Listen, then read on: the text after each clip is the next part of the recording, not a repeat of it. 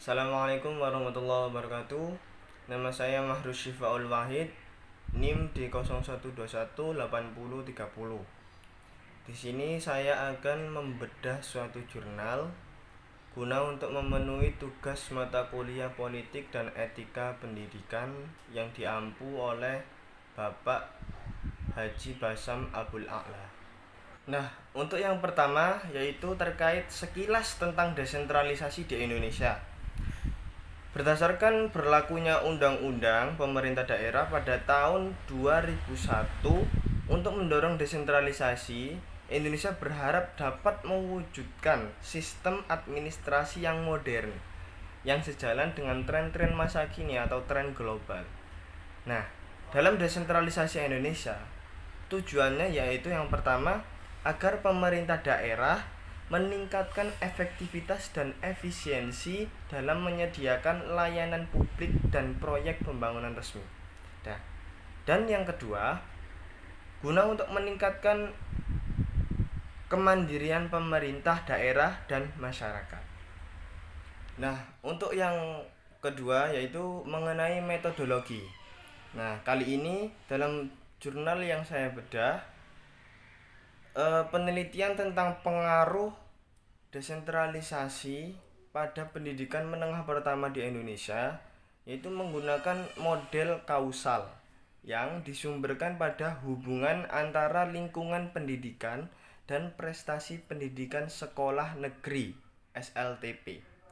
Nah, dan pengaruh desentralisasi terhadap hubungan sebab akibat dengan menggunakan analisis struktur kovarian. Untuk selanjutnya yaitu mengenai analisis.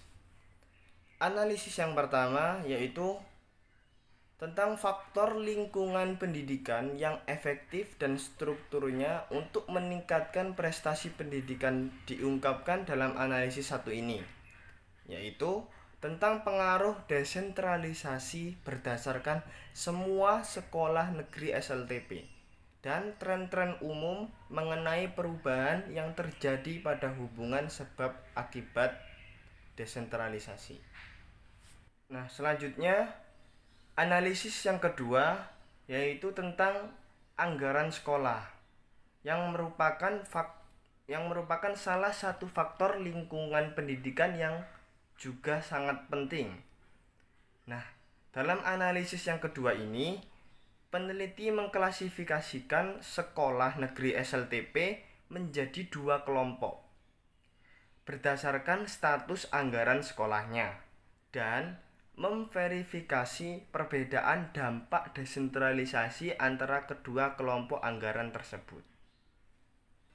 Nah, untuk yang terakhir mengenai kesimpulan pada jurnal yang saya bedah kali ini, terkait analisis yang pertama dapat disimpulkan bahwa peningkatan anggaran sekolah dapat mempengaruhi kualitas kelompok guru dan juga dapat berkontribusi untuk meningkatkan kemampuan belajar siswa serta dapat juga menekan angka putus sekolah siswa. Nah, untuk kesimpulan dalam analisis yang kedua, di sini dalam analisis yang kedua peneliti memfokuskan pada anggaran antar sekolah yang meningkat setelah adanya desentralisasi. Nah, dan peneliti juga mengklasifikasikan sekolah berdasarkan status anggaran mereka.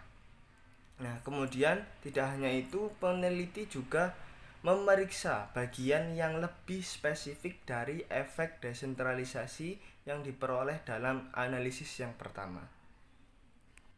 Mungkin cukup sekian untuk kali ini terkait bedah jurnal tentang pengaruh desentralisasi pada pendidikan menengah pertama di Indonesia. Apabila ada kekurangan dan kesalahan yang tidak berkenan, mohon untuk dimaafkan. Ihdinas siratal mustaqim. Wassalamualaikum warahmatullahi wabarakatuh.